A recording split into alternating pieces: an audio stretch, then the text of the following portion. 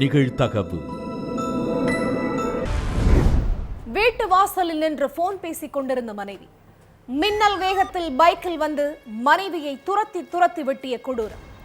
கையில் அரிவாளுடன் இளம்பெண்ணை விரட்டிச் சென்று வெட்டிய குலை நடுங்கும் சிசிடிவி காட்சி. காதலித்து கரம் பிடித்த மனைவியை கொடூரமாக வெட்டியதற்கு என்ன காரணம்? வெட்டி தீர்க்கும் அளவிற்கு இருவரிடையே அப்படி என்ன பிரச்சனை?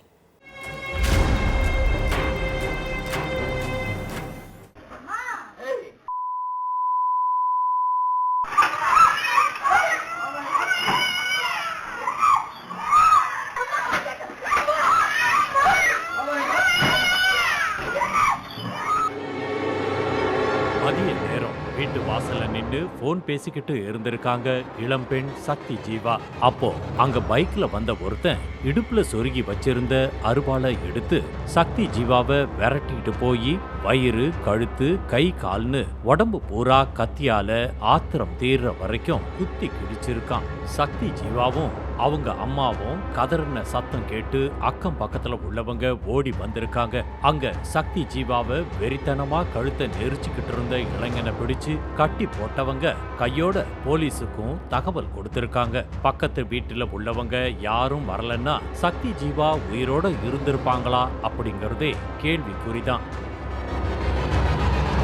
அதுக்கு பிறகு ஸ்பாட்டுக்கு வந்த போலீஸ் ரத்த வெள்ளத்துல கிடந்த சக்தி ஜீவாவை மீட்டு ஹாஸ்பிட்டலுக்கு அனுப்பி வச்சாங்க. அதே மாதிரி கையில அருவாளோட இருந்தவனை பிடிச்சு விசாரிச்சப்பதான் அவன் சக்தி ஜீவாவோட கணவன் வீரமணி அப்படிங்கிறது தெரிய வந்திருக்கு. கட்டுன மனைவியையே எதுக்கியா இப்படி குத்தி கொலை பண்ண பாத்திருக்க, அப்படி என்ன பிரச்சனைன்னு போலீஸ் விசாரிச்சப்ப கூட வாயை திறக்காம மௌனமாவே இருந்திருக்கான். அதுக்கு பிறகு போலீஸ் ஸ்டேஷனுக்கு கூட்டிட்டு போய் விசாரிச்சப்பவும் காவலர்கள் எந்த கேள்விக்கும் பதில் சொல்லாம சக்தி ஜீவாவை கொலை பண்ண முடியாம போச்சேன்னு வெறியோட உட்கார்ந்துகிட்டு இருந்திருக்கான் வீரமணி. ஒரு கட்டத்துல கடுப்பான போலீஸ் வீரமணிய கவனிக்க வேண்டிய விதத்துல விசாரிச்சப்பதான் சக்தி ஜீவாவை கொலை பண்ண துடிச்சது ஏன் அப்படிங்கறத வாயை திறந்து சொல்லியிருக்கான். திருச்சி திருவெரும்பூர்ல உள்ள காட்டூர் பாத்திமாபுரத்தை சேர்ந்த வீரமணியும் சக்தி ஜீவாவும் லவ் பண்ணி பெரியவங்க சம்மதத்தோட கல்யாணமும் பண்ணிக்கிட்டாங்க. இந்த தம்பதிக்கு 3.5 வயசுல ஒரு மகனும் 10 மாசத்துல ஒரு பெண் குழந்தையும் இருக்காங்க. ஒரு பிரைவேட் கம்பெனில வேலை பார்த்துக்கிட்டு இருந்த வீரமணி கஞ்சா மதுவுக்கு அடிமையாகி இருக்காரு. அது மட்டும் இல்லாம வீரமணிக்கு பல பெண்களோட இல்லீகல் கான்டாக்டும் இருந்திருக்கு. இந்த விஷயம் சக்தி ஜீவாவுக்கு தெரிய வந்து கணவன் மனைவி இடையில அடிக்கடி பிரச்சனை வந்துகிட்டே இருந்ததால 2 பேரும் பிரிஞ்சு போய் அவங்க அம்மா அப்பா வீட்டுல வாழ்ந்துகிட்டு வந்திருக்காங்க.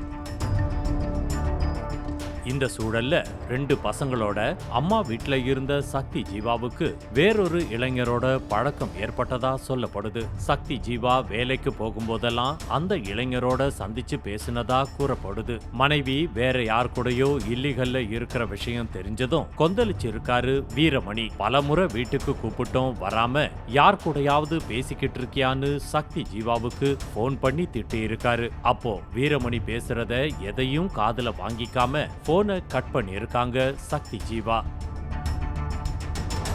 அதனால ஆத்திரமான வீரமணி வீட்டுல இருந்த அரிவாளையும் தன்னுடைய பைக்கையும் எடுத்துக்கிட்டு மாமியார் வீட்டுக்கு போயிருக்காரு. அங்க அவங்க வீட்டு வாசல்ல நின்னு போன் பேசிக்கிட்டு இருந்த மனைவி சக்தி ஜீவாவை அருவாளால கண்மூடித்தனமா வெட்டி இருக்காரு. குழந்தைகள் கண் முன்னாலேயே மனைவிய வெறித்தனமா வெட்டி போட்டிருக்கான் வீரமணி. இப்போ சக்தி ஜீவாவுக்கு ஹாஸ்பிட்டல்ல தீவிர சிகிச்சை அளிக்கப்பட்டு வருது. பட்ட பகல்ல மனைவிய அரிவாளால கொடூரமா வெட்டின வீரமணிய அரெஸ்ட் பண்ணி சிறையில தள்ளிட்டாங்க.